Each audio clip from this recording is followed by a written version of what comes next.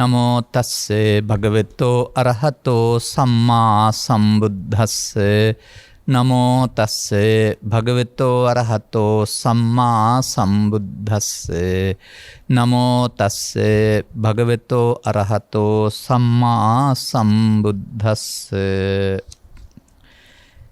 චිත්තේනකෝ බික්ඛු ලෝකෝ නියති චිත්තේන පරිකිස්සති චිත්තස්ස උපන්නස්ස වසං ගච්ඡතිති.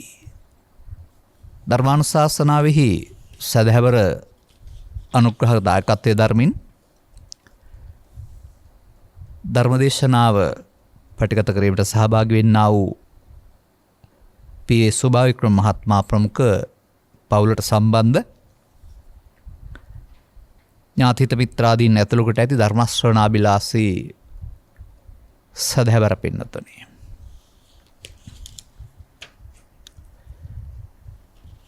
සමාජයේ තිබෙනවා බහුසුත භාවය කියලා වචනයක්. සිංහලට අර්ථයක් දක්වලා තිබෙනවා බොහෝ ඇසූ පිරුතැන් කියන එක. ඔය පෘථග්ජන මට්ටමේ වැඩි අවබෝධය ඇති අයට සොතබුද්ධ කියන වචනයක් පාවිච්චි කරනවා. නමුත් මේ ත්‍රිපිටකයෙහි නැත්නම් ධර්ම විනයෙහි බහුසුත භාවය කියලා කියන්නේ බාහිර දේවල් පිළිබඳව තිබෙනා වූ බොහෝ ඇසූ පිරුතැන් නැති බව නෙවෙයි. ධර්ම විනය සම්බන්ධයෙන් සහ පරිහාන ධම්මං අපරිහාන ධම්මං කියන මේ දෙක සම්බන්ධයෙන් තිබෙනා වූ පැහැදිලි කිරීම හැකි අවබෝධය කියලායි මම දකින්නේ. මේ අතරින් ධර්ම දේශනාවක් කිරීම සඳහා මා අංගුත්තර නිකාය චතුක්ක නිපාතයේ සඳහන් වෙන්නා වූ බහුසුත සූත්‍රය තෝරා ගන්නට තීරණය කළේ මේ ආරාධිත බෞතුන් නිවනට උපනිශ්‍රේ වන ස්වාමින් වහන්සේ කැමැති පරිදි ධර්ම දේශනාවක් කරන්නයි කියලා නිදහස දී තිබුණ නිසා. මේක බුදුරජාණන් වහන්සේ සහ භික්ෂුන් වහන්සේ නමක් අතර ඇති වුණ සාකච්ඡාවක්.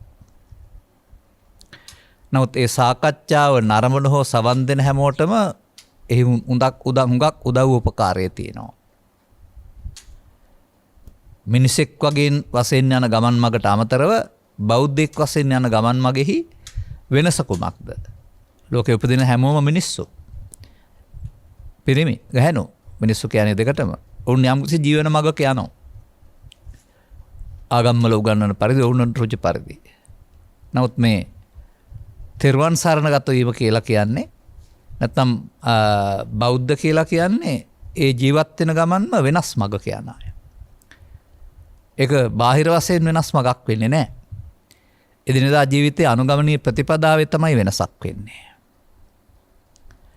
මේ පිළිබඳව මේ භික්ෂුව විමසපු ප්‍රශ්නවලට තථාගතයන් වහන්සේ දීපු පිළිතුරු අපේ නොනැස විවෘත කරන සුළු ඉන්නේ තරවන සුළුයි. මෙහෙමයි සඳහන් වෙන්නේ.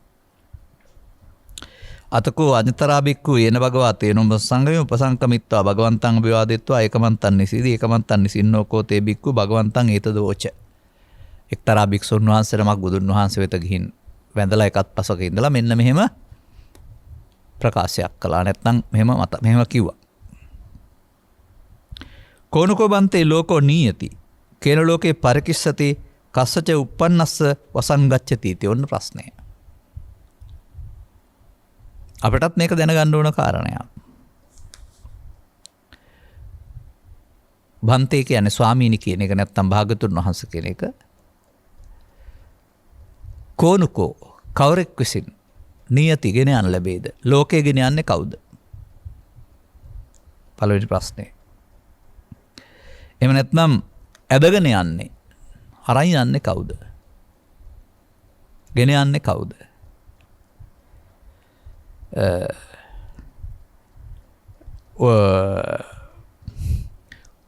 උපන් කවරෙකුගේ වසඟයට යාද?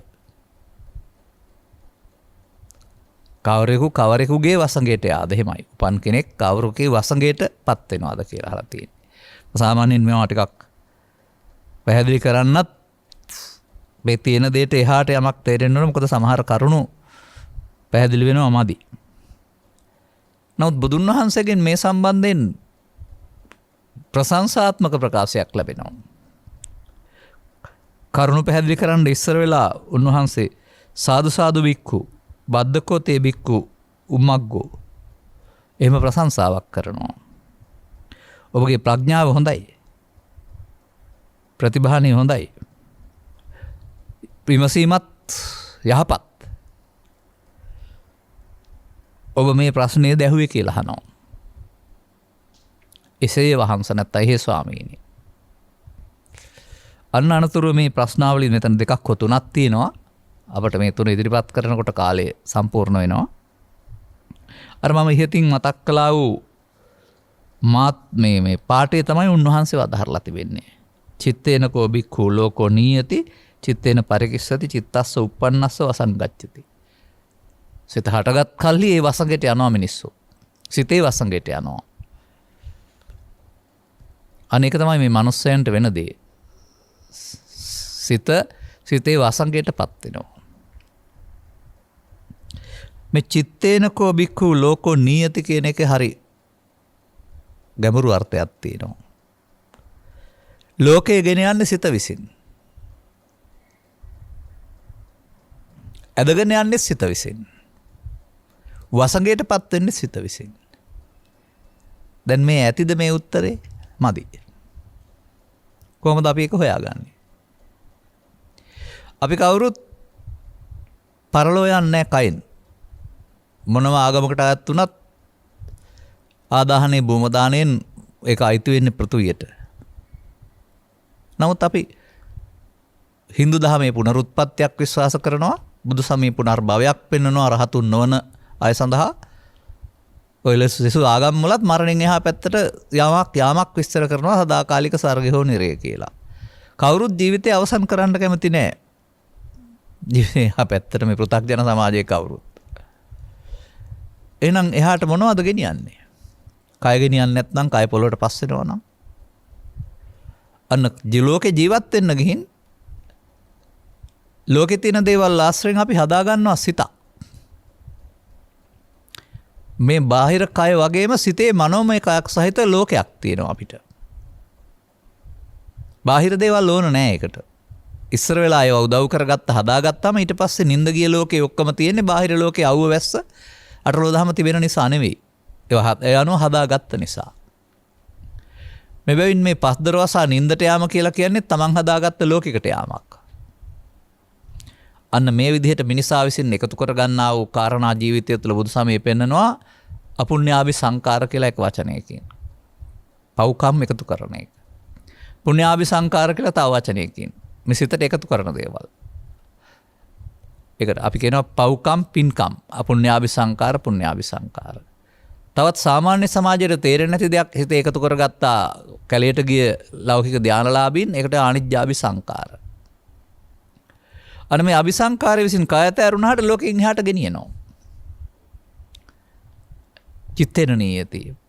පවෙන් පරලෝ යාම, පිනෙන් පරලෝ යාම, ධානෙන් පරලෝ යාම කියලා තමයි මම මේකට වචන තුනක් හදලා තියෙන්නේ.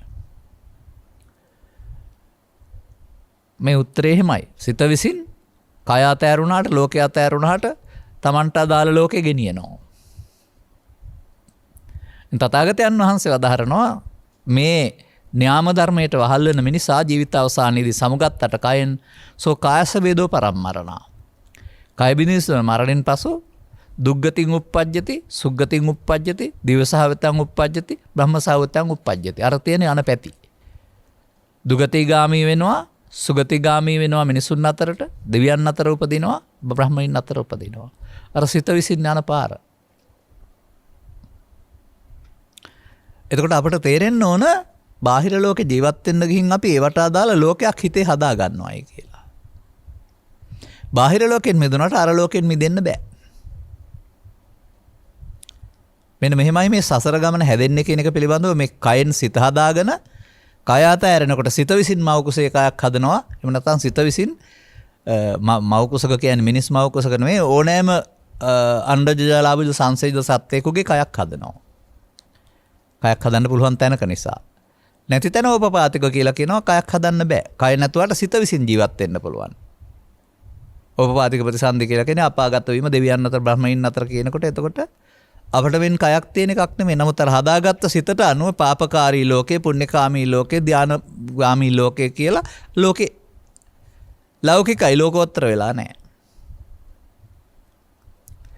අනතුරුව සිත විසින් ඇදගෙන යනු ලැබේ. ඒකත් හරි ලස්සන දෙයක්. සාමාන්‍යයෙන් ඔය මේ ගවයෝ එහෙම කරත්තේ ඇදගෙන යනවා. නගුල ඇදගෙන යනවා. එතකොට ඔව් යන පැත්තට යන්නේ. සිත විසින් යම් පැත්තක් පොහසත් කරනවද බලවත් කරනවද? ඒ පැත්තට ඇදගෙන යනවා ජීවිතේ. පාපයට ඇදගෙන යනවා, පිනට ඇදගෙන යනවා, ධානයට ඇදගෙන යනවා, සසරට ඇදගෙන යනවා. බුදුවරු පහළ නොවෙන්නා වූ සමාජයේ තම තමන් විසින් යම් පැත්තට යොමු වෙන්නේ ඒ පැත්තට ඇදගෙන යාමක් සිද්ධ වෙනවා. ඒ වගේම මේ සිතේ ක්‍රියාකාරීත්වය විග්‍රහ කරනු ලබන්නේ බුදුන් සහ රහතුන් අතහැර දමා සාමාන්‍ය සමාජයට ඔවුන් සිතට වසඟ වූවෝ කියලා පෙන්නනවා. වසඟ වූවෝ කියන එකේ තේරුම යමක් කරන්න හිතට ආවම කියන්න හිතට ආවහම කියන්න කරන්නම හිතනව ඇරුණාම හරි වැරදි දකින්න පාලනය කරගන්න දිනු නුවණක් හෝ සිහියක් නැතිකම. මරාණ මැරෙන්න හිතෙනවා, පලිගන්නම හිතෙනවා, එකට එක කරන්නම හිතෙනවා, වසවන්නම හිතෙනවා. ඔය පෙන්නන්නේ හිතිලා පාලම පල්ලේ පනින්න හිතෙනවා. ඔය පුවත්පත් වාර්තා ටිකක් අරන් බලන්නකො හිතන දේවල් කොච්චර මිනිස්සු කරලා තියනවද කියලා. අන්න ඒක තමයි වසංගය කියලා කියන්නේ.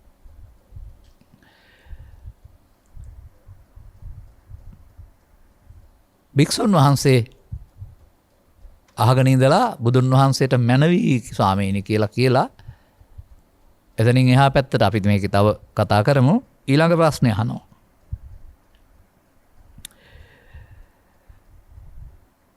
භාග්‍යතුන් වහන්සේගේ වාසිතය නැත්තම් වදාළ දේ සතුටින් අනුමෝදන්ව මතුවෙහි මෙබඳු ප්‍රශ්නයක් විමසීය. දෙවෙනි එකට යනවා. මේ බහුසුත භාවය පිළිබඳව කතා කරන්නේ. ඔය පිනෙන් පරලෝ යාම, පවෙන් පරලෝ යාම, ධානයෙන් පරලෝ යාම නැත්තම් මව්කුස පිළිසිඳ ගත්තාම මව්කුසත් තුල කලලේ හැදෙන්නේ අම්මගෙන් තාත්තගෙන් විතරද? ඌට අදාළ සීන ලෝකයක් නැද්ද? දරුවෙක් මෙහාට ආපහම උපන් ලප තියෙන්නේ කොහොමද? අම්මාගේ වෙන්නේ කොහොමද? තාත්තා වගේ වෙන්නේ කොහොමද? දෙන්නම වගේ නැතුව වෙන්නේ කොහොමද? අංග විකල වෙන්නේ මන්ද බුද්ධික. මෙන්න මේවා මේ සිතට සම්බන්ධ කතා. මෑතදී අප විසින් කියවන ලද පුනර්භව සාක්ෂි සහිත පුවත් වාර්තාවල 99%ක ඔප්පු කතා අපි ළඟ තිබෙනවා. ඒවා තිබෙනවා මේ සිත විසින් ශාරීරික ලක්ෂණ, එහෙම නැත්නම් අනතුරු ලක්ෂණ, ඒ වගේම රෝග පවා ඊළඟ කයට ගෙන ගිය හැටි. මේවා කියන්න ගියොත් මට මේ ඊටු ටික පැහැදිලි කරන්න කාලය නැහැ. මින් පෙර දේශනාවල මම කරලා තියෙනවා. අවශ්‍ය මොහොතක මතක් වුණොත් කරනවා. දෙවෙනි ප්‍රශ්නේ. උත්තරින් පඤ්ඤං ආපුච්ච ආය ප්‍රශ්නයක් ඇහුවා. බහුසුතෝ ධම්මදරෝ බහුසුතෝ ධම්මදරෝති උච්චති කිත්තාවතානුකෝ බන්තේ බහුසුතෝ ධම්මදරෝ හෝති. ඔන්න ඊළඟ ප්‍රශ්නේ. ස්වාමීනි බහුසුතයි ධර්මදරයි කියලා කියනවා. කොපමණකින්ද කෙනෙක් සම්බන්ධයෙන් බහුසුත ධර්මදර වෙන්නේ? අන්න බලන්න මෙතන තියෙන ලස්සන වචනයක්. මේකට ස්ත්‍රී පුරුෂ ගිහි පැවිදි ભેදයක් වෙන කතා කරන්නේ නැහැ. භික්ෂුව විමසනවා බුදුන් වහන්සේ මිනිසා තුල පවතිනා වූ බහුසුත භාවයේ ධම්මදර භාවයේ පැහැදිලි කරන්න උත්සාහ කරනවා. ප්‍රශ්නෙට පෙර උත්තරයට පෙර බුදුන් වහන්සේගෙන් භික්ෂුවට ප්‍රශංසාවකුත් තියෙනවා. මැනවි ඔබේ ප්‍රඥාව. ඔබේ ප්‍රඥා ගමනේ මැනවි, ප්‍රතිභානේ මැනවි. ඔබ මේ විමසුවේ මෙන්න මේක නේද? හේ ස්වාමීනි. ඊට පස්සේ උත්තරයට යනවා.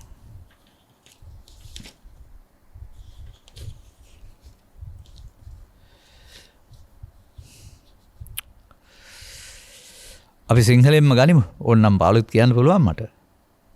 බහුකෝ බික්ඛු මයා ධම්මා දේසිතා සුත්තං ගෙය්‍යං වෙය්‍යාකරණං ගාථා උදානං ඉති උත්තකං ජාතකං අභූත ධම්මං වේදල්ලං චතුප්පාදාය චේපි බික්ඛු ගාථාය අත්තමඤ්ඤාය ධම්මමඤ්ඤාය ධම්මානුධම්ම පටිපන්නෝ හෝති බහුසුතෝ ධම්මදරෝ අලං වචනායාති. හරි ලස්සනයි මේ කියන එක. ඔය ඔබ කතා කරන නවවිධ ශාස්ත්‍ර ශාසනය කියලා නවාංග ශාස්ත්‍ර ශාසනය කියන්නේ. ඒක තමයි මේ පෙන්වන්නේ. භික්ෂුව මම විසින් මේ සූත්‍ර ගෙය්‍ය ව්‍යාකරණ ගාථා උදාන ඉතිඋත්තක ජාතක අභූත ධර්ම වේදල්ල කියලා කොටස් 9ක් නැත්තම් බොහෝ දේශනා කරලා තියෙනවා. මේ ඔක්කොම දැනගන්න ඕන කියලා මේක කියන්නේ නැහැ. අන්නේ බහුසුතභාවය බුදු සමය සඳහන් කරන්නේ. මොකද්ද මේ පෙන්වන්නේ? චතුප්පාදාය චේපි භික්ඛු ගාථාය අත්තමඤ්ඤාය ධම්මමඤ්ඤාය. යටත් පිරිසින් 4 පද ගාථාවකින් හරි අර්ථයයි ධම්මයයි ඉදිරිපත් කරන්න පුළුවන් නම් ඒ තමයි බුදුන් වහන්සේගේ ශාසනයේ ධර්මදර බව සහ බහුසුත බව. බහුසුත බව කියන්නේ ඒ පිළිබඳව විවරණය කිරීමේ හැකියාව. ධර්මදර කියන එකේ තේරුමේ අදාළ ක්‍රියාමාර්ගයේ ගැනීමේ හැකියාව. කියලා විතරක් බෑ. අදාළ ක්‍රියාමාර්ගය ගන්න කෙනෙකුත් වෙන්න ඕන. බලන්න ලස්සන. සිව්පැදි ගාථායක් හිදු මේක තියෙන්නේ මම කිව්වේ දමදෙනියුගේ භාෂාව කියලා ඒකයි සිංහලෙන් කියන්නේ මම. දැන් ඔය පද 4ක ගාථාවක් කියන එක තමයි සිව්පැදි ගාථායක් හිදු කියලා තියෙන්නේ. ඒ වගේම අරුත සහ පෙළ දැනගෙන අර්ථ සහ පෙළ දැනගන්න පුළුවන්කමක් තියෙනවද? ඒ වගේම අනුගමනය කරන්න පුළුවන්ද? අර්ථ දැනගැනීම බහුසුතභාවයයි අර්ථ අනුගමනය කිරීම ධම්මානුධම්ම ප්‍රතිපන්න භාවයයි. මෙන්න මේ බහුසුතභාවය සඳහා මොකද ඕන කියලා තියෙන්නේ? එක ගාථාවක අර්ථය දැනගත්තත් ඇති කියලා තියෙනවානේ. අපි මෙහෙම කතා කරන්නේ මේ ඔක්කොම කියවපු අය වශයෙන්.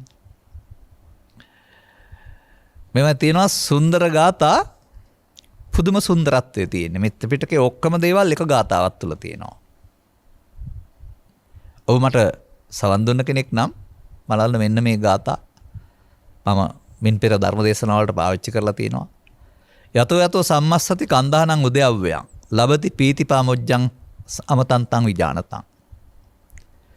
යම් විටක ස්කන්ධයන්ගේ හට ගැනීම සහ ඉතුරු නැත වැයීම නුවණින් දර්ශනය කරන්න පුළුවන්ද? එතකොට ලැබෙනවා ප්‍රීති ප්‍රමෝදයක්. ඒකට කියන්නේ නිවන කියලා. වෙන මොකුත් ඕන නැහැනේ. ඒ ගාථාවේ තියෙන ඔක්කොම ටික. අර ස්කන්ධයන්ගේ උදේවැය කියන එක දර්ශනය කරන්න පුළුවන් වෙන්න ඕන. ඉතින් මේක සමාජයේ විග්‍රහ වෙන හැටියට කවදාවත් එහෙම එකක් නෙවෙයි කියවෙන්නේ ඒකේ. උපාදානස්ස කෝහං වච්ච උත්පත්තිම් පඤ්ඤාපේමින් නෝ අනුපාදානස්ස. වහන්නේ මම සත්‍යයට උත්පත්ති පනවන්නේ උපාදාන සහිත බැවින් උපාදාන රහිත වුණොත් උත්පත්ති පනවන්නේ නැහැ. එහෙනම් මිනිසා සසර ගමන උපාදාන සහිතව ඇවිදිනවා බුදුදහමෙන් උපාදාන රහිත වෙන හැටි කියලා දෙන්න උත්සාහ කරනවා.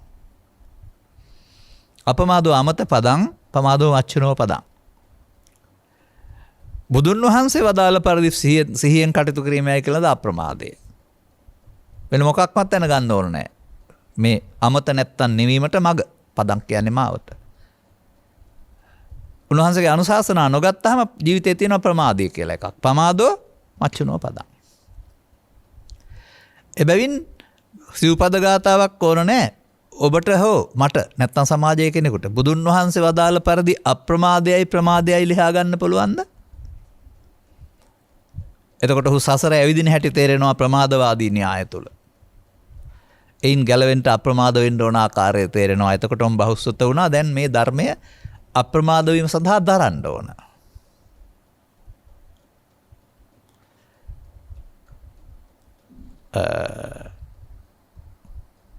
අපි මේ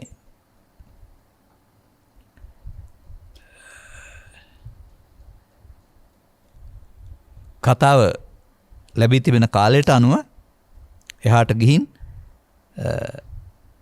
නැත්තම් මෙතන තවත් තියෙන්න පුළුවන් ඊළඟ පදේ කියවලා බලපුවම ඒකේ තියෙනවා නම් මතු කරගන්න. නැත්තම් මේ ගාථා පද 4ක අර්ථය ධර්මයේ දැන ගැනීම කියන එක තුලම අපට ගැඹුරට යන්න පුළුවන්.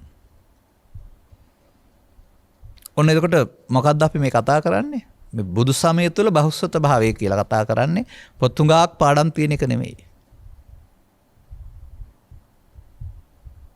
අදාළ පොංචි දෙකකින් හරි අර්ථයත් ධර්මයත් අත්තමඤ්ඤාය ධම්මමඤ්ඤාය අර්ථයක් දැනගන්න පුළුවන්ද ධර්මය දැනගන්න පුළුවන්ද අර්ථය වටගත්ත කෙනාට වටහීමේ ප්‍රතිඵලයක් වශයෙන් ධර්මයේ ධම්මානුධම්ම පටිපන්න වෙන්න පුළුවන්. ඇත්තට මේ ලෝකේ ඉන්නගෙන් කී දෙනාද දන්නේ මේකේ තියෙන සුළු දෙයක් කියලා? මේ බුදුදහමේ අනුගමනීය ප්‍රතිපදාව කියන එක බොහොම සුළු දෙයක් කියලා කී දෙනාද දන්නේ? මන්දයත් ඊට උඩින් පටවන ලද විශාල බර ප්‍රමාණයක්. පාරමිතා 10ක් සම්පූර්ණ කරන්න ඕන එකක්, කල්ප ගණන් යන්න ඕන එකක්, මහාන වෙන්න ඕන එකක්, වනාන්තරයට යන්න ඕන එකක්, අනාගත බුදුන් ප්‍රාර්ථනා කරන්න ඕන එකක්, ත්‍රි හේතු ප්‍රතිසන්දි ලබන්න ඕන එකක්. මේ පටවපු ඔක්කොම. මේ මොකක්වත් මේකේ නැහැ. කොහොමද තියෙන්නේ? බුදුන් ලෝ පහළව සිටියේදී සදහම් හමු වේද? මනුස්ස ප්‍රතිලාභයේ ලැබ සදහම් හමු වේද? වරදින හැටි සහ නිවැරදි කරගන්න ඕන හැටි මොන ගැසීමෙන් පස්සේ වැරද්දෙන් අත මිදලා නිවැරදි කරගන්න පුළුවන්. ඒක දුර්ලභ කරුණු දෙකක මොන ගැසීමක් කියලා පෙන්වන්නේ.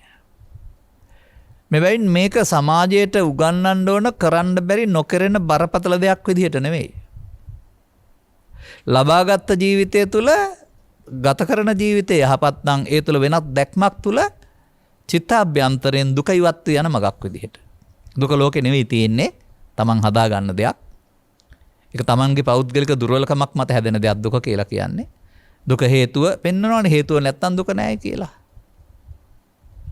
දැන් මම දකින්නේ මෙහෙමයි. පෘථග්ජන සමාජයට වළංගුයි දුකත් හේතුවත්.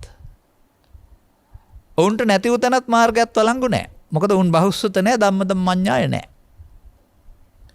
අනර බහුසුත වෙනවා, ධර්මදර වෙනවා කියලා කියන්නේ නැති උතනයි මාර්ගයයි තේරුම් ගත්තාම තැන තේරෙනවා නම් මාර්ගය ගන්නවා. පාරේ යනවා වගේ වැඩක් නෙවෙයි. මොහොතක් පාසාම එදිනදා වැඩ කටයුතු සමග වර්තමාන මොහොතේම මේ දුකින් මිදෙන මාර්ගය ගන්න පුළුවන්. නමුත් මම දකින දෙයක් තිබෙනවා මේ පාසල දහම් පාසල පිරිවෙන කියන අධ්‍යාපන මධ්‍යස්ථාන 3 යටතේදී විශාල පොත් සංඛ්‍යාවක් ළමින් ගොළුවට පටවනවා ආගම කියලා. අනිත් පොත්පත් වගේම කරේ තියාගන්න යන්න බැරි තරම් කොන්ද ඇද වෙන තරම් පොත් ටිකක්. මේ සියල්ල දැන ගැනීම බුද්ධ ආගම දැන ගැනීම කියලා හිතනවා. ඔබත් මේ ගමන ඇවිත් ඇති, මාත් ඇවිත් තියෙනවා. බුද්ධ චරිතයෙන් පටන් ගන්නවා, බුද්ධ ධර්මයට යනවා, ශාසන ඉතිහාසයට යනවා, බෞද්ධ සංස්කෘතියට යනවා, බෞද්ධ ශිෂ්ටාචාරයට යනවා, අනතුරු ඊට අනුබද්ධ පුරාවිද්‍යාවටත් යනවා. 2700ක ඉතිහාසයේ ඔළුවට පටවනවා. 2700ක ඉතිහාසය දන්නවා, තමන් ගැන කඳුලක්වත් දන්නේ නැහැ. මේක තියෙන්නේ තමන් ගැන දැනගන්න විතරයි. අර මොකවත් නැතුවට කමක් නැහැ. බුදුන් වහන්සේ ඉපදුනේ ලංකාවේද ඉන්දියාවේද කියලා දැනගත්තේ නැතුවත් කමක් නැහැ. මව්පියන් දැනගත්තේ නැතුවත් කමක් නැහැ. ඒ වදාළ ගාථා පදයක අර්ථය ධර්මයේ තමා තුළින්.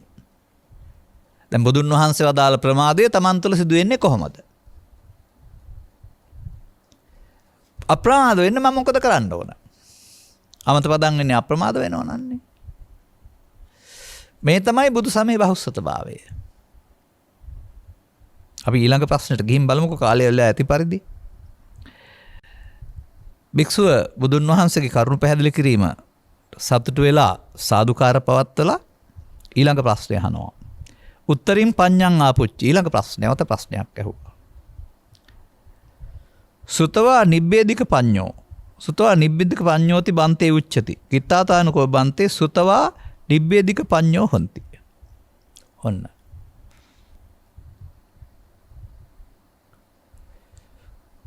වහන්ස සුතවත්ය. එහෙම නැත්නම්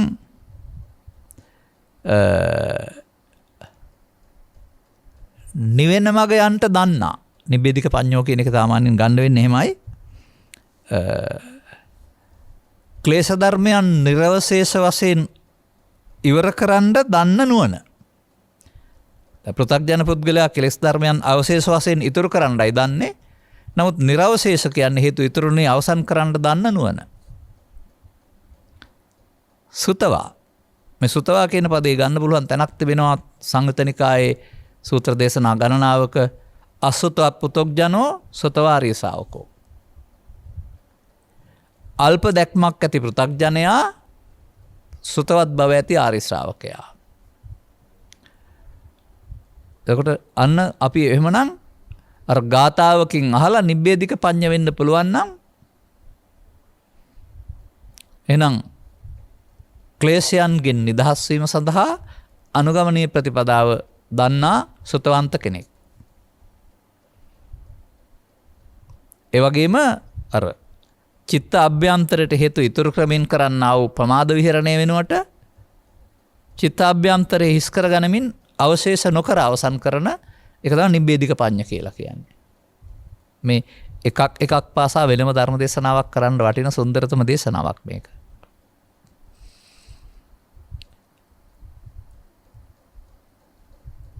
බුදුන් වහන්සේ භික්ෂුන් වහන්සේට ප්‍රශංසාවක් කළා මැනව ඔබේ ප්‍රඥාව ප්‍රශ්න විසඳන ආකාරය කියලා උත්තරේ දීලා තියෙනවා. ඔන්න ඔය අපි මෙතන මම එකයි කිව්වේ මුලින් පැහැදිලි කර මේකෙන් ගනිමු අපි කියලා. බුදුන් වහන්සේ උත්තරේ පවතිනවා මෙන්න මෙහෙම. ඉද වික්ඛු භික්ඛුනෝ ඉදං දුක්ඛං සුතං හෝති. පඤ්ඤාය වස්ස අත්ථ අතිවිජ්ජ පස්සති. අයං දුක්ඛ සමුදයෝ සුතං හෝති. පඤ්ඤාය පස්ස අත්ථ අතිවිජ්ජ පස්සති. අයං දුක්ඛ නිරෝධෝති සුතං හෝති. පඤ්ඤාය පස්ස අත්ථ අතිවිජ්ජ පස්සති. අයං දුක්ඛ නිරෝධගාමි පටිපදාය හෝති. පටිපදා සුතං හෝති. පඤ්ඤාය පස්ස අත්ථ අතිවිජ්ජති අතිවිජ්ජ පස්සති. එවං කෝ බික්ඛු සුතවා නිබ්බේධික පඤ්ඤෝ හෝති इति. ඔන්න මේකේ පෙන්වන්න හදන්නේ චතුස්සත්‍ය තුලින්. චතුස්සත්‍ය තුලින් පමණක් නෙවෙයි. ත්‍රිලක්ෂණය තුලින් වෙනම පෙන්වන්න පුළුවන්. පටිච්චසමුප්පාද නිරෝධ දැකීම තුලින් වෙනම පෙන්වන්න පුළුවන්. මරණ සතිය වැඩිම තුලින් වෙනම පෙන්වන්න පුළුවන්. ත්‍රිවිධ විතර්ක ප්‍රහාණය මගින් වෙනම පෙන්වන්න පුළුවන්. අනේ වගේ ඕනෑම පෙළක් මගින් මේක පෙන්වන්න පුළුවන්. මේ පෙළි 10ක්ම ඔක්කොම දැනගන්න ඕන නෑ. එකකින් අපි අමාරුවේ වැටෙන සැටි අපි ගොඩ එන්න මොකද කරන්න ඕන කියන කාරණේ පමණයි මේකේ පෙන්වන්නේ. මම මෙහෙම කියන්නම්.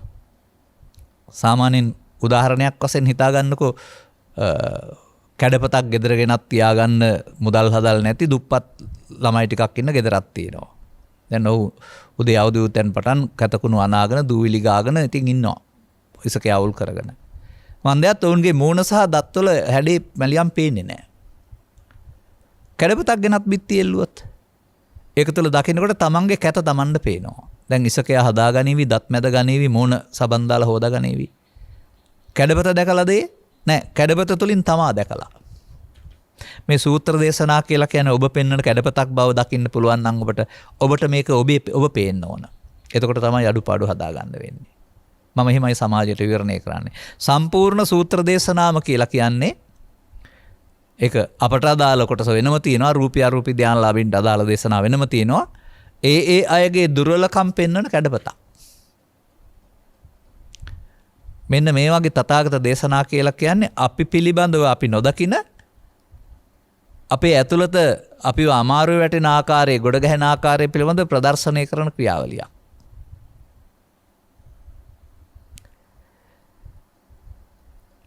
එතකොට දැන් අපිට මෙතන ඉගෙන ගන්න වෙනවා එහෙනම් මේ ලැබී තිබෙන කාලය අනුව දුක හේතුව නැතිව තන මාර්ගය කියන එක. ඒකනේ මේ පෙළේ තියෙන. නැත්නම් මට ත්‍රිලක්ෂණයනොත් පුළුවෙනි.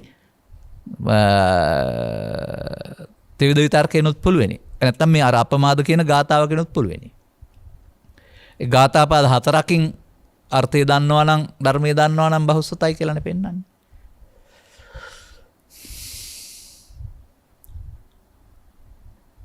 අපිට ලොකු බාධාවක් තියෙනවා. ඒ තමයි ගී මගින් හෝ වෙනත් ඉගැන්වීම් මගින් හෝ අපට හිතට කාවද්දා තියෙනවා ජීවිතේ දුකයි කියලා එකක්.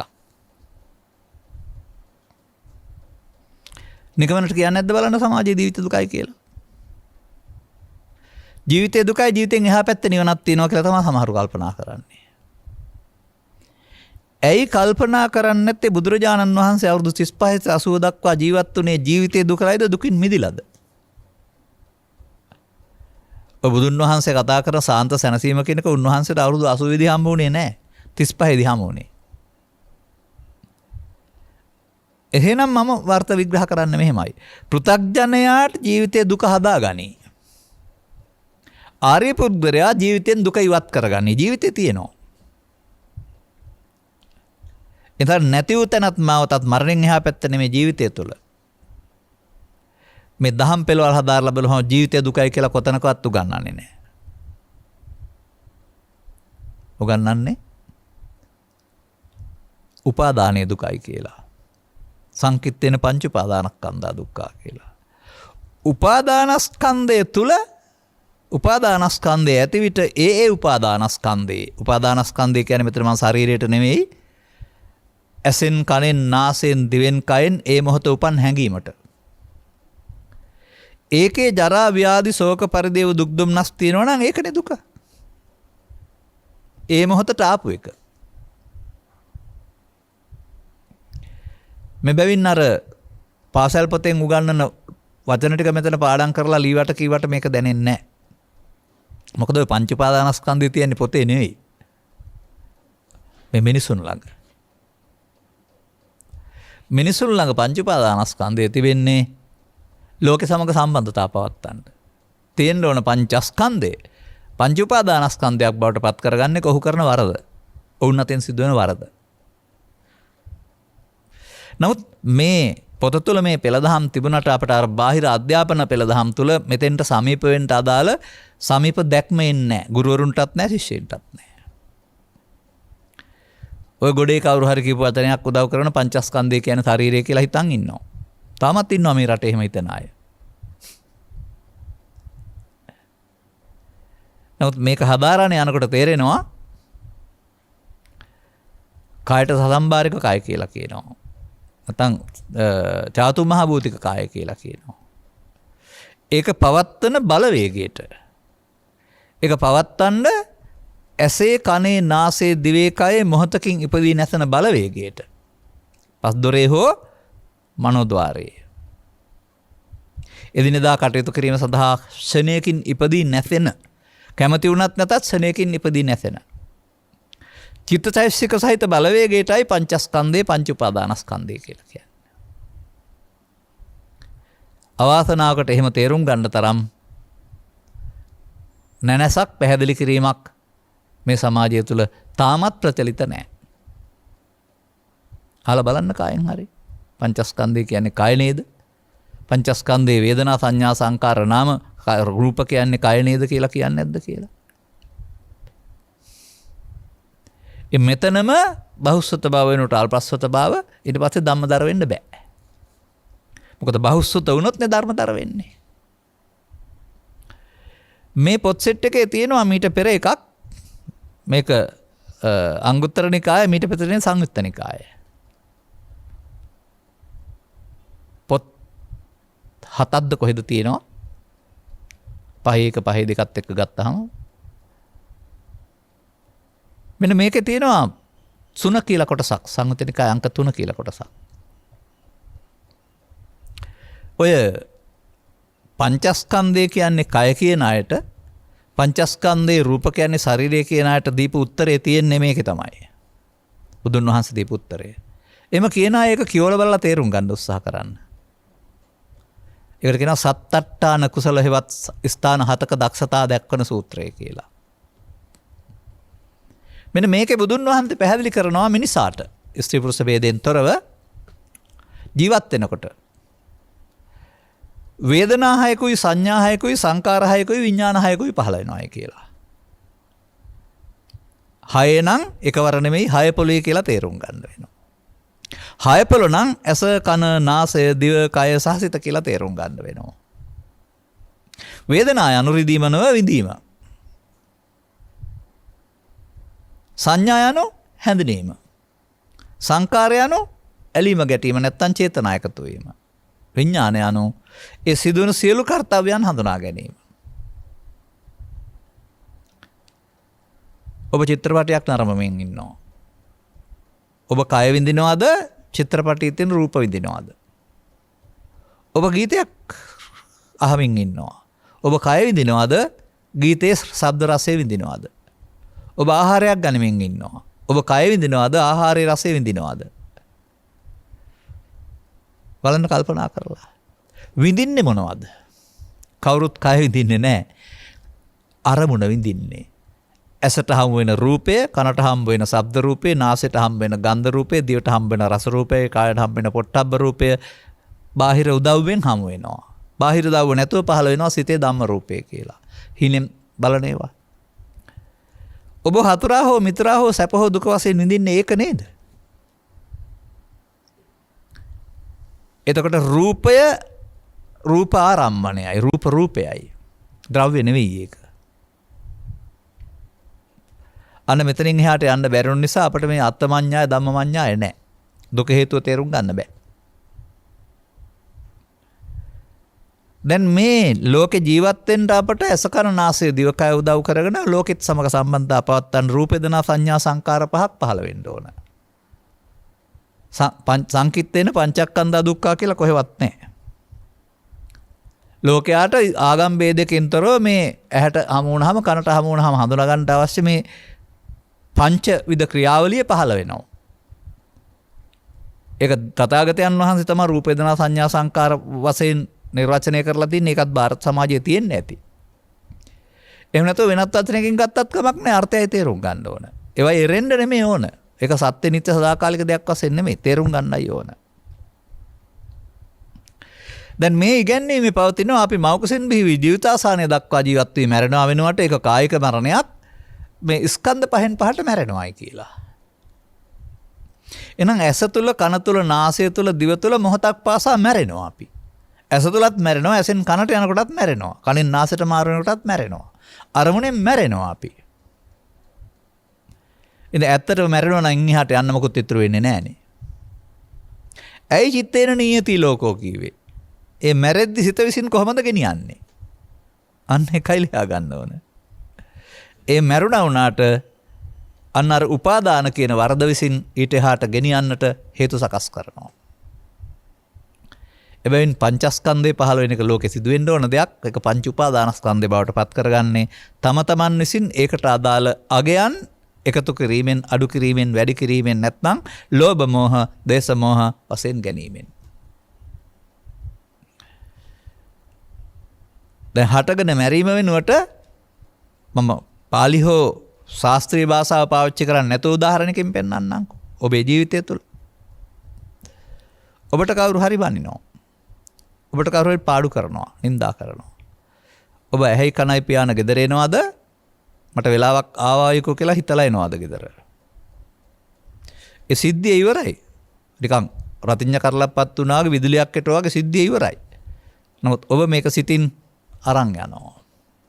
ඔබ මේක හෙටට ගන්න තියෙනවා. මටත් වෙලාවක් ආවායිකෝ කියලා.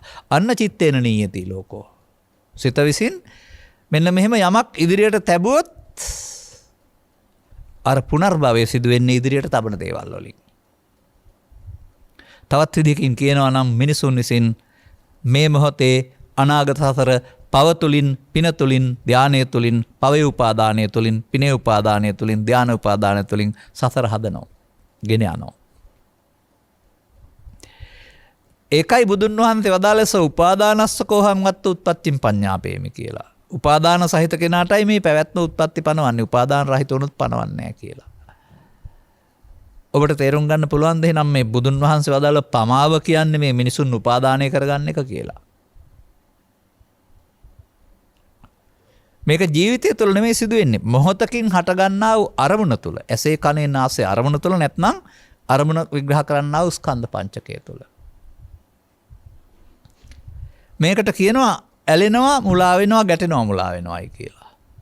එනත්නම් මේකට කියනවා අල්ලා ගන්නවායි කියලා. ඒකට කියනවා තවත් සූත්‍රවල මඤ්ඤමානෝ, මමත්වෙන් ගැනීමෙන්, උපාදීය මානෝ, දැඩිව ගැනීමෙන්, අභිනන්දන මානෝ, හොඳ පැත්තට නම් සතුටින් ඇලීමෙන්. ඔය වචන පෙන්නන්නේ එකම ක්‍රියාවලිය.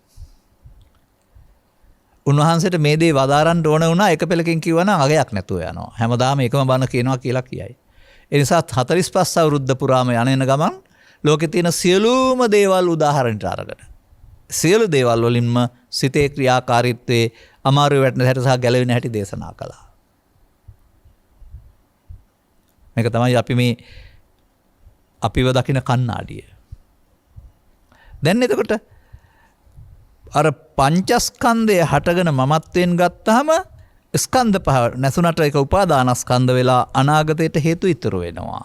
අන්න චිත්තේන නියති ලෝකෝ. සිත විසින් ලෝකේ ගෙනියනවා. ගොයන් ගහ මැරෙනවා. නමුත් ගොයන් ගහ මැරෙන්නේ කරලක් පැහෙන්න ඇරලා. ඒ නිසා ඊළඟ පරම්පරාවට ගොයන් ගහ ඕන නෑ. බීජයෙන් පැලවෙන්න පුළුවන්. ඒ බීජය අතින් අල්ලන්න පුළුවන්. මේවට කර්ම බීජ කියලා කියනවා. පාප කර්මත් කර්ම බීජ, පුණ්‍ය කර්මත් කර්ම බීජ, ධාන කර්මත් කර්ම බීජ.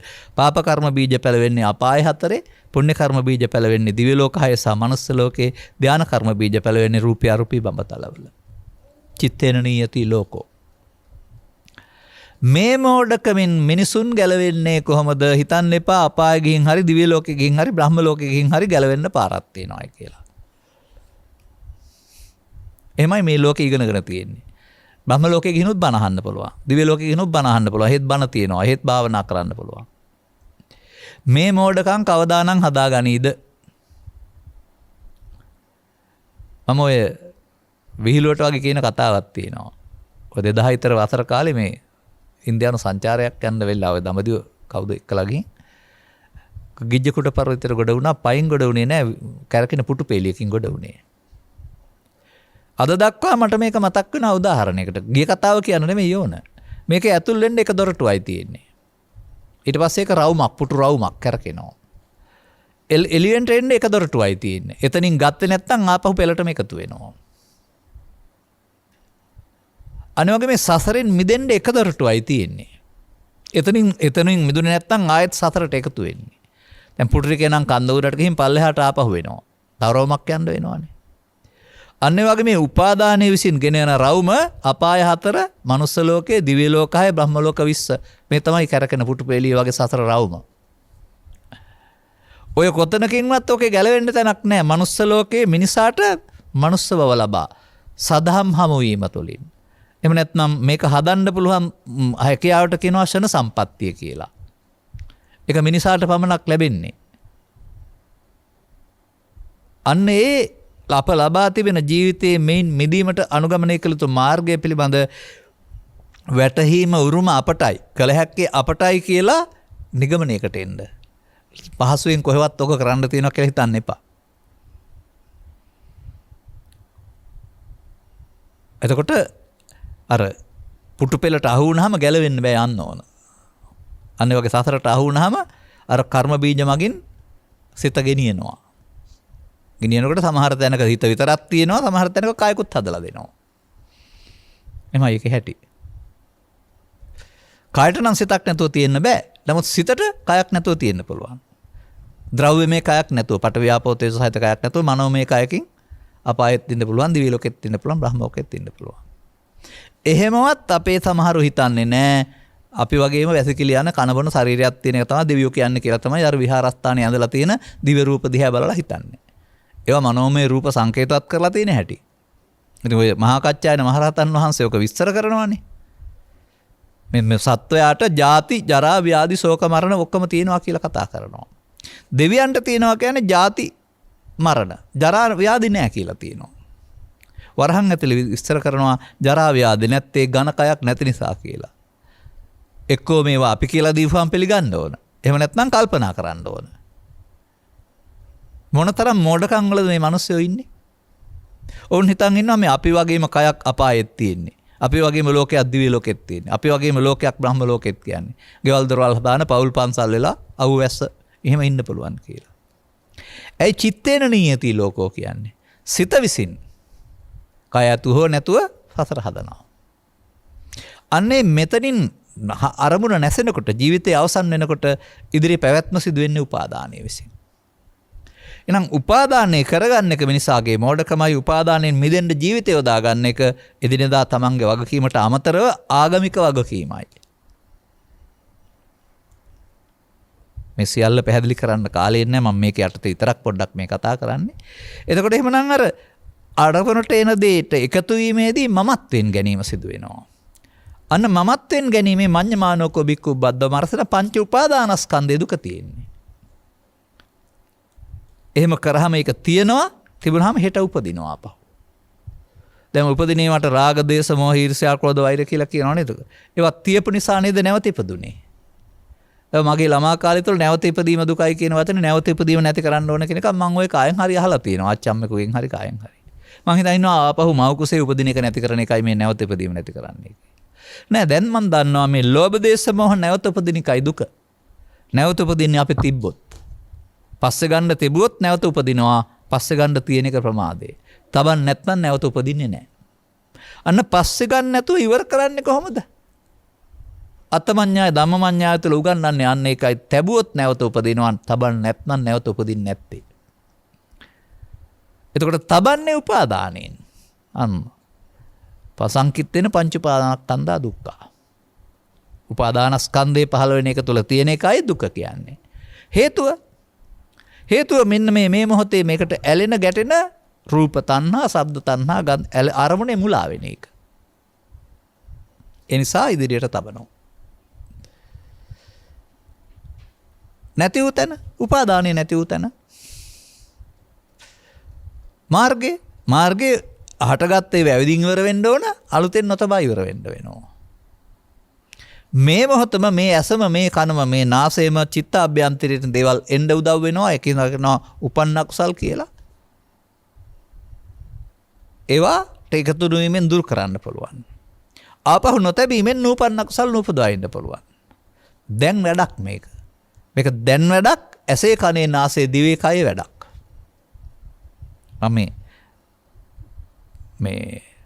මේ වචනෙට අර්ථය මම මේ පැහැදිලි කරන්නේ මේ මොකද්ද? සුතවත්ත්‍ය නිබ්බේධික ප්‍රඥා කියන වචනනේ ඕන. මතක තබා ගන්න ඕන.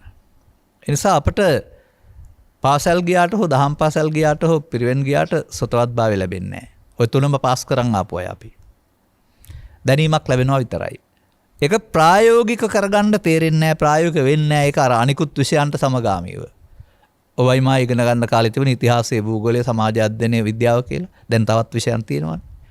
ඒ විෂයක් සම්බන්ධ දැනීම ඇති කරන විභාගේ පාස් කරන්න දැනීමක් ඇති කර ගන්නවා වගේ බුද්ධ ආගමක් දන්නවා අපි. අවුරුදු 2700ක දේවල් දන්නවා. හැබැයි අපි ළඟ මේ උපාදාන වෙන හැටි, උපාදානෙ මිදෙන්න ඕන හැටි දන්නේ නැහැ.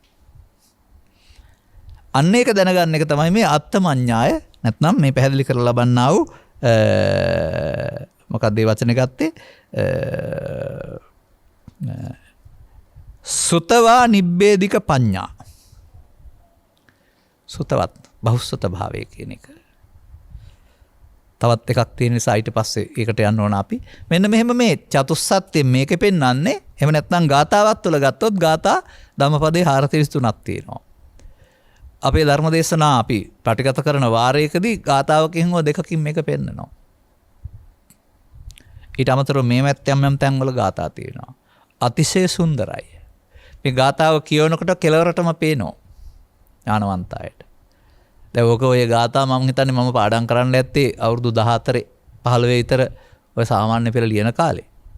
එතකොට නම් පාලි දන්නෙත් නැහැ, සිංහල දන්නෙත් නැහැ. ගාථාව කියවා උත්තරේ නියත වශයෙන්ම ඒ ප්‍රශ්නේ අපට එනවා කියලා දැනගත්තා අපි වසර ගණනක් තිස්සේ. ගාථා පහ පාඩම් කරගත්තාම ලකුණු 20 හම්බ වෙනවා. ලකුණු 20ක් ගන්න ගාථා පාඩම් කරගත්තා යන දන්න ධර්මයක් තිබුණේ නැහනේ. අද මේ ගාථාවකින් කිව්වොත් පැය 5ක් විතර බණ කියන්න පුළුවන්. අන්න එහෙම මේ පෙන්නන දේ ගැඹුරට පේනවා. මිනිසා තුළ ප්‍රමාදය මිනිසාට දුක් ගෙනත් දෙනව සහ මිනිසා අප්‍රමාද යුතු බව. ඒ මග ගත යුතු බව තථාගතයන් වහන්සේ වදාරනවා. එතකොට ඒක නෙමෙයි පැහැදිලි කරන්නේ අර ගාථා පද 4කින් අර්ථයේ තේරුම් අරගෙන හැදිරෙන්න පුළුවන් නම් බහුසුතයි. ඉතින් ඔබට බහුසුත වෙන්න හරි ලේසියිනේ. වර්තමානයේ තින් ඔය වෙනත් උපාධි ප්‍රදාන මගින් ගිහි සහ පැවිදි සහ ආගමික සහ අනාගමික බහුසුතභාවයන් තියෙනවා. ඒක මේක නෙවෙයි. උදාහරණයක් වශයෙන් මම මෙහෙම පෙන්නන්නම්. ඔය වර්තමාන සමාජයේ මහාචාර්ය කියන පදවියක් තියෙනවා, ලෝකෙත් තියෙනවා, ලංකාවෙත් විශ්වවිද්‍යාලවල තියෙනවා. ඕක පළමුවෙන්ම කොහෙද තියෙන්නේ? මේ ත්‍රිපිටකේ. කොහොමද තියෙන්නේ? ඈත ඉඳලා භික්ෂුන් වහන්සේලා පිරිසක් එනවා. අඳුරන්නේ නැහැ කවුරුත් බුදුන් වහන්සේ හම්බ වෙන්න. දැන් ඇවිදින් සාකච්ඡාවක්. මේ සාකච්ඡාවේදී හොඳට කරුණු පැහැදිලි කරනවා මේ සාකච්ඡාවට සම්බන්ධ වෙන කෙනා. නමවත් අහලා නැහැ. සතුටු වෙච්ච භික්ෂුන් වහන්සේලා ඔබ වහන්සේ කවුද? එතකොට කියනවා මට තමයි ආනන්ද කියන්නේ කියලා. අන්න එතකොට කියනවා මහාචාර්ය ආනන්ද. ඔතරයි යෝක තියෙන්නේ. බුදුන් වහන්සේ වදාළ දේ හා සමානව කිට්ටුවෙන් කියන්න පුළුවන් හාමුදුරුවෝ කරපු ප්‍රශංසාවක් කර මහාචාර්ය ආනන්ද. ඒක තමයි අද මෙහාට ඇවිදින්නේ. හැබැයි මේ මහාචාර්යකම නෙමෙයි අද තියෙන එක. මතක තියාගන්න. අරක වෙන්න ඕන. අපි ඊළඟ එකටත් එමු අපිට ලැබෙන කාලය අඩු වෙනවනේ.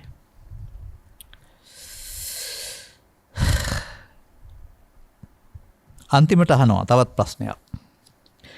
සතරටපත් වුණ භික්ෂුන් වහන්සේ නැවත ප්‍රශ්නයක් අහනවා. පණ්ඩිතෝ මහා පඤ්ඤෝති බන්තේ උච්චති කිත්තාතානකෝ බන්තේ පණ්ඩිතෝ මහා පඤ්ඤෝ හෝති. ස්වාමිනී පණ්ඩිත සහ මහා ප්‍රඥාවන්තයි කියලා කියනවා. බලන්න මේ කාරණා හතරට මට පැය 4ක් බණ කිව්ව හැකි වෙනම. අද අපි එකකින් කියන්නේ. බුදුන් වහන්සේ ඔබ ඇහුවේ මේ කාරණේද කියලා ඒකටත් ප්‍රශංසා කරනවා. මේක විශේෂයක් තියෙනවා. මනව සාදු. ඒ හැම ප්‍රශ්නයක් සම්බන්ධයෙන් බුදුන් වහන්සේගෙන් ප්‍රශංසනයක්. අන්තිම උත්තරේ.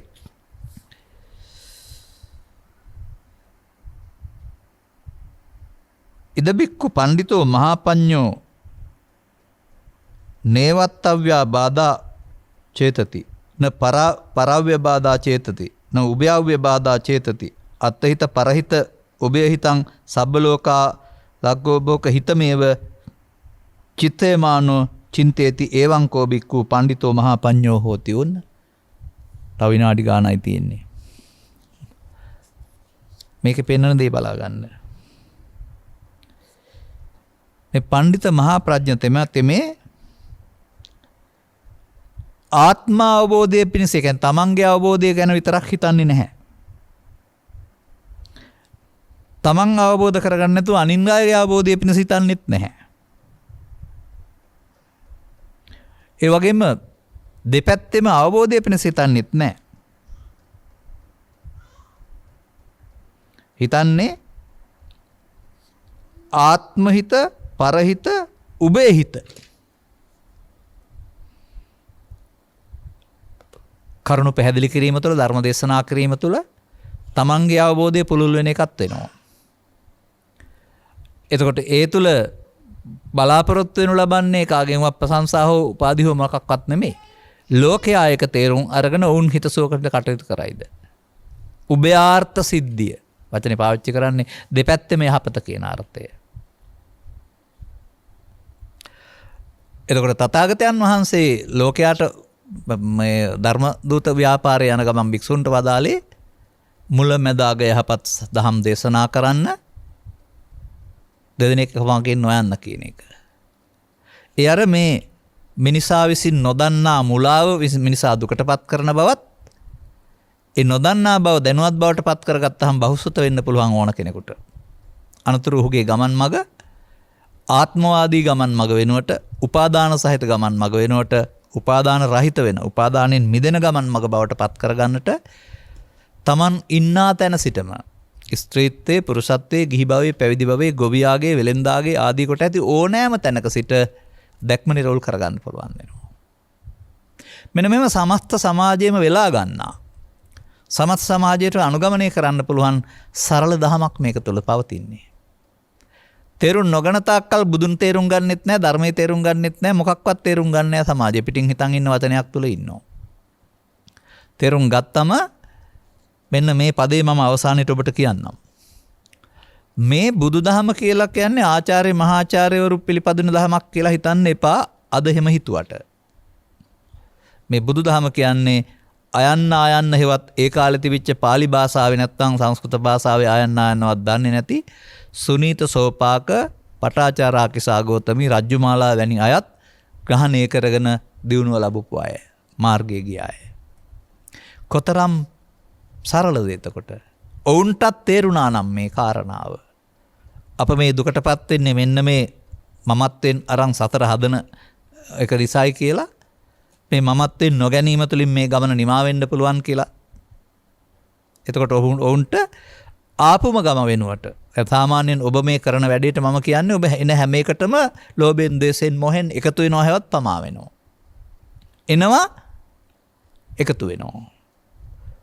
අන්තිම වචනේ මම කියන්නම් අපේ මව්පියන් තුළ අපේ වැඩිහිටියන් තුළ මේක ධර්මයේ තේරුම් නැති වුණාට මේ පුරුද්ද වර්ධනය වෙලා තියෙනවා. සතියෙන් නම් නෙවෙයි නමුත් වැරදි වගේ තේරුම් අරගෙන. ඔවුන්ට යම් කිසි කෙනෙක් යමක් කිව්වම කේන්ති එනවා. කියන්න හිතෙනවා දෙකක්. දරුවෝ ඉස්සරහා, ගුරුතුමා ඉස්සරහා ආදී වශයෙන් හිතා බලා මොකටද මං කියන්නේ කිව්වා කියලා හිතේ තියාගන්න කියලා ආපු එක නවත්තනවා. ආවා. නමුත් කායට වචනට එකතු කළේ නැහැ. ආපු එකක් එකතු කිරීම තව එකක් නේද? මේ දෙක අතරක් තියෙනවා නේද? ඒ නිසා නේද උන්ට ඒක නවත්තන්න පුළුවන් උනේ. ඔබ දන්නවද මේ බුදුදහමේ සතිය කියලා කියන්නේ ওই හිතින් එන එකට එකතු නොවි අතහරින්න ඔතෙන්ට සිහිය ගේන එක කියලා. සතිපට්ඨානය කියන වචනෙන් තේරුම් කරන්නේ. එනවා එකතු නොවන එක බුදුන් වහන්සේ වදාළ පාර. එනවා එකතු වෙන එක පුතන්ජනයන්ගේ පාර. එනවා එකතු වෙන එක සසර හදන පාර. එනවා එකතු නොවන එක සසර ගමන නිමා කරන පාර. මේ පමණයි තේරුම් ගන්න ඕන. මේකට කියනවා එනවා කිව්වහම හැම එකම නෙමෙයි අර ලෝභ දේශ මොහෙන් ආව අවස්ථාව උප්පන්නං කාමිතක්කම් ව්‍යාපාදිතක්කම් විහිංසාවිතක්කම් කියලා කියනවා. ඒ තුනේදී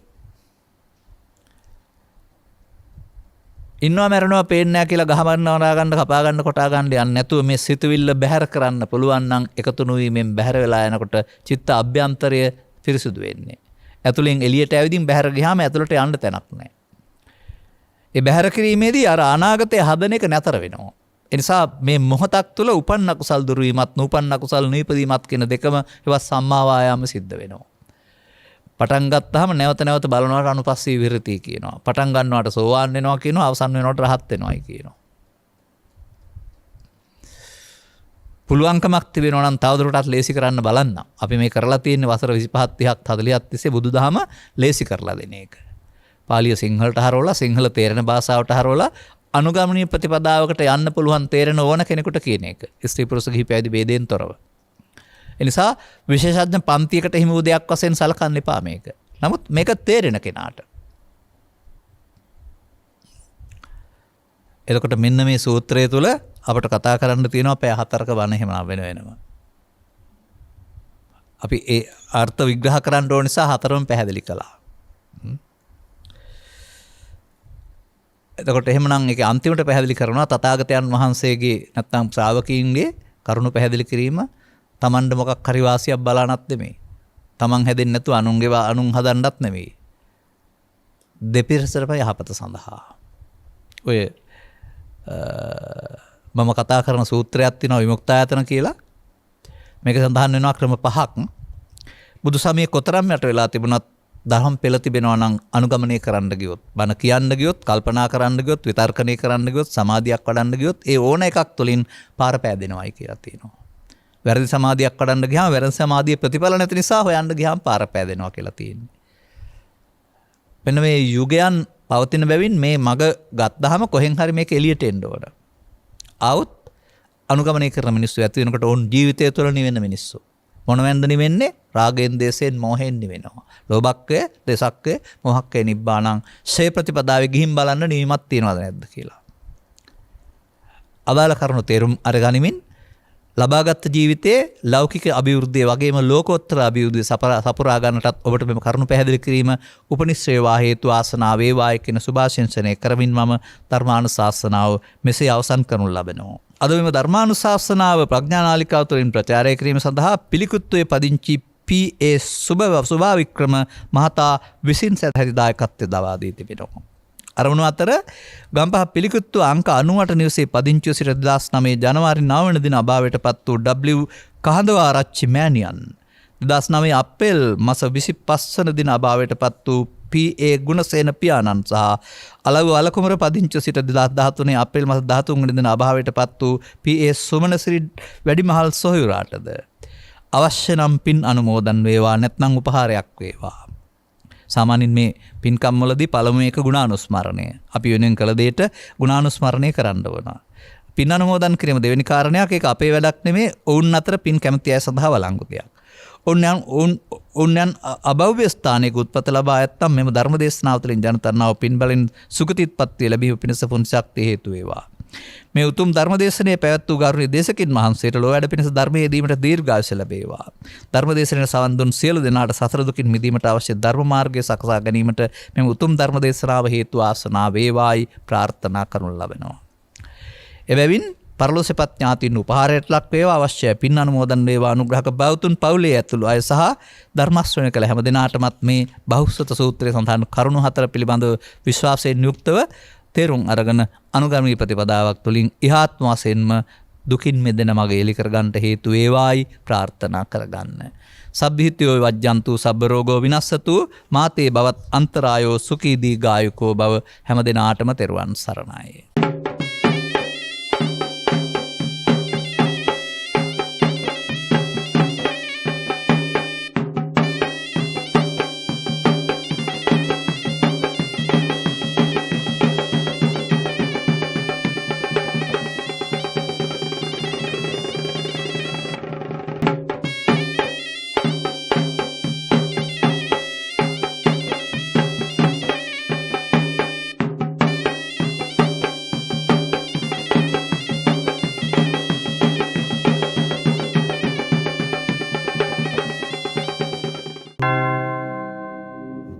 දේශක්ඛයෝ